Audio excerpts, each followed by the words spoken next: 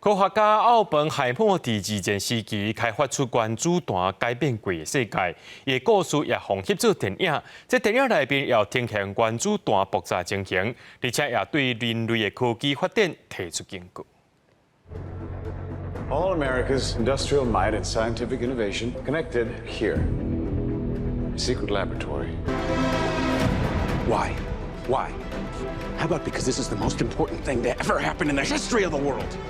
好莱坞名导演诺兰执导的新作品《奥本海默》，这礼拜开始陆续伫全球上演，改编物理学家奥本海默的自传，讲这个原子弹之父第二战时期参与开发核武的过程，写起相关改变世界的三位一体核试验。Oppenheimer's story is one of the most dramatic that I know of. I just thought to take the audience there, to be there in that room with these people as they had to make these horrifying decisions that have defined the world we now live in. 二次世界大战真济国交战，美国甲纳粹互相猜疑，展开激烈的核武竞赛。美国认为只有先做出原子弹，才会当打赢这场战争，所以唔才有曼哈顿计划，国经奥本海默来做计划的核心人物。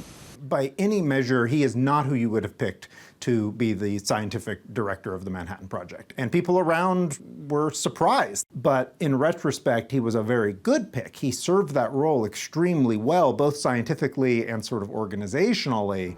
本片专长180分钟，带观众对奥本海默的重要人生过程，对一个开始无互人看好，到尾克服困难，拿奇迹共款带团队达成研究目标。暗过核爆的威力嘛，致使伊伫战后一直反对军备竞赛。